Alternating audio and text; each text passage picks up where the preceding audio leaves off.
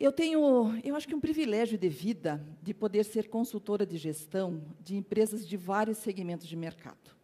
Eu digo que isso é um privilégio porque me permite estar em contato com segmentos de negócios dos mais variados tipos. Eu brinco que a gente é, na minha posição, obrigada a entender desde lançamento de foguete a paçoquinha de amendoim. De tudo um pouco, porque são empresas de várias áreas de atuação. Mas eu confesso para vocês que nem nos meus sonhos nos meus devaneios, eu imaginei que um dia eu fosse prestar consultoria e fazer planejamento estratégico para uma empresa de anestesiologia. E quando eu aceitei esse desafio, eu aceitei porque eu entendia tudo de anestesiologia, né? Só que não, nada. Nem tinha conhecimento, nem tinha proximidade com qualquer profissional dessa área. E aí, o que essa louca veio fazer, né? Aceitando esse desafio, e eu confesso para vocês que é um desafio sensacional, porque nos permite mergulhar sempre num mundo novo e fazer com que os nossos neurônios encontrem outras conexões cerebrais. Porque, afinal de contas, o que nós viemos trazer para a empresa é a visão da gestão. E a gestão, quando encontra com a anestesiologia, ela pode fazer muita coisa, né? Até porque o que a WMC quer, e o que todas as empresas querem, é justamente isso, né? Uma empresa de alta performance e de grande valor. E como é que a gente faz isso acontecer? Afinal de contas, existe uma premissa. Nada do que parou de crescer, ele começou a morrer. Ou seja, tudo que não cresce mais está morrendo.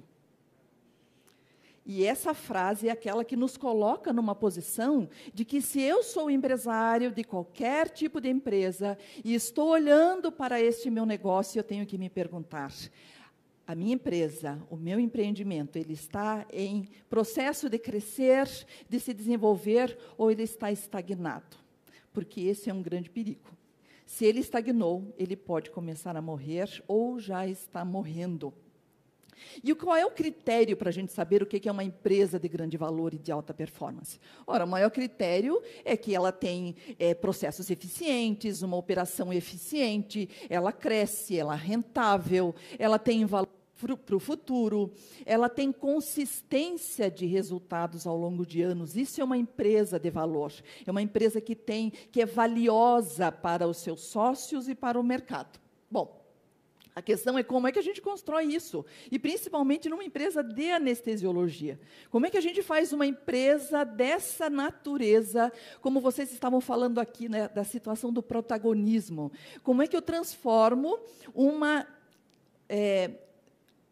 empresa de uma classificação médica que não é protagonista em alguma empresa que pode crescer e se tornar exponencial no mercado?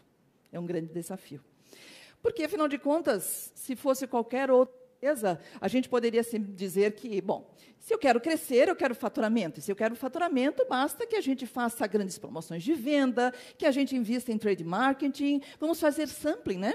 Vamos fazer aqui, colocar uma bela recepcionista na porta do hospital e fazer demonstração de Propofol, né? A gente pode, por exemplo, fazer blitz em supermercados, em restaurantes, para falar da importância do anestesiologista, não pode? A gente não pode, de repente, aparecer no Fantástico, no Jornal Nacional, com uma super propaganda falando sobre a grandeza da anestesiologia, né? Pode?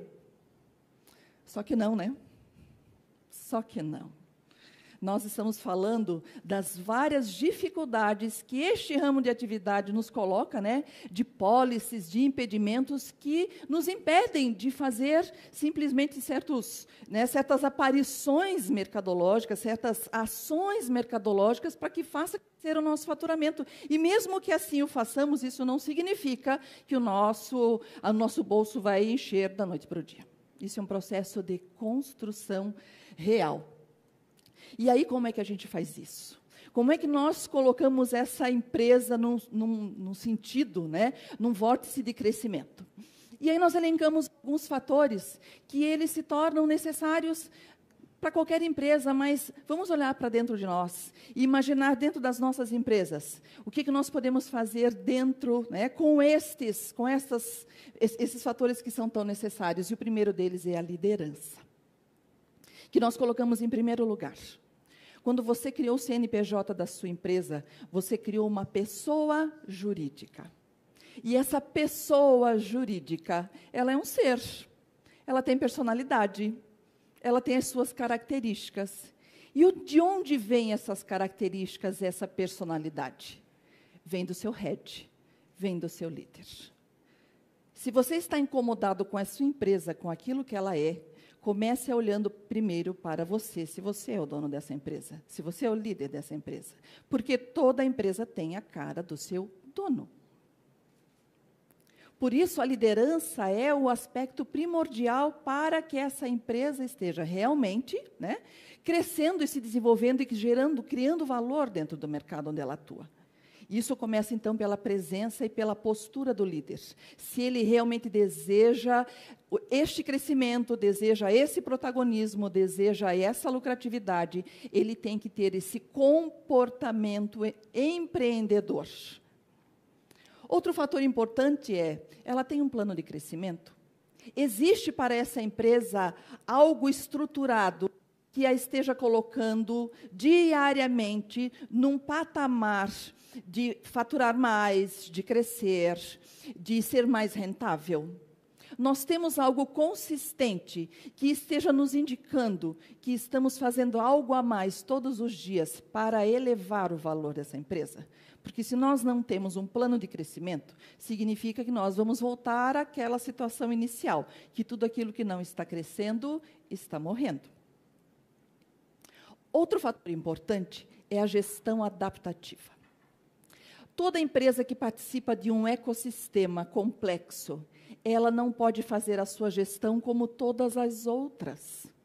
Ela tem que adaptar-se aos tempos, às necessidades, às complexidades.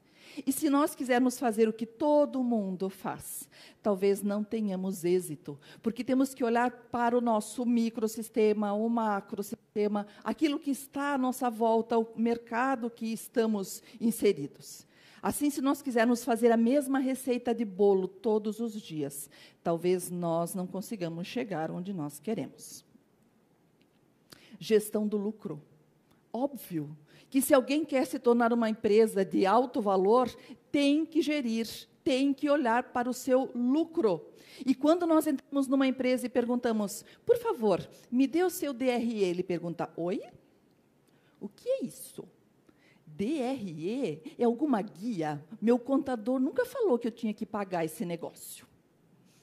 E quando a gente diz que isso é a demonstração do resultado do exercício, que me diz se eu estou ou não tendo um lucro operacional, ele diz, meu Deus do céu, isso para mim é cabeça de bacalhau, nunca vi. Nem sabia que existia. Pois é. E se eu não estou, então, gerando o meu lucro, gerindo o meu lucro, como é que eu posso saber se ele está aumentando ou não, se ele está estagnado ou não, se estamos crescendo ou não? A gente sabe que dá para pagar as contas, né? Eu estou pagando as contas, mas isso é suficiente? Afinal de contas, se eu não tiver lucro, como é que eu vou reinvestir o meu negócio? Como é que eu vou potencializar o meu negócio se está sendo suficiente apenas para eu pagar a escola das crianças, o plano de saúde, o meu carro novo e a viagem para a Disney? Né? Tem que ter mais, tem que ter algo a mais, e isso tem que ser gerido.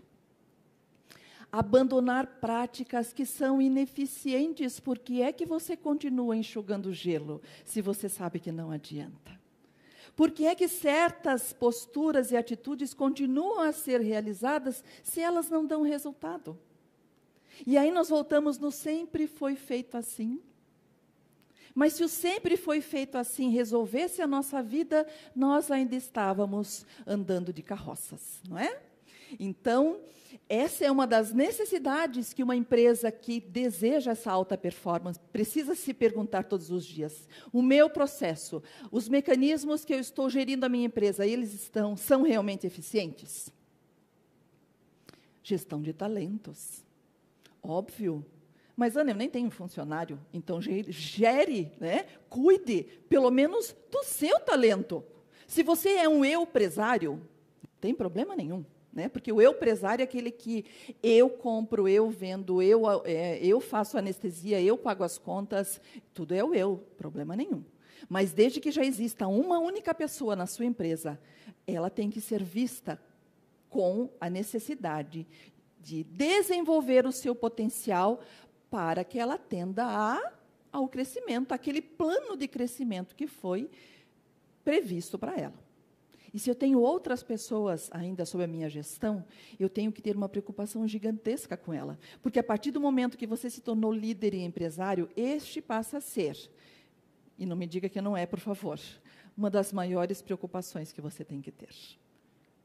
Como líderes, nós gerimos pessoas e não coisas, né? E como nós gerimos pessoas, temos que olhar para esses talentos.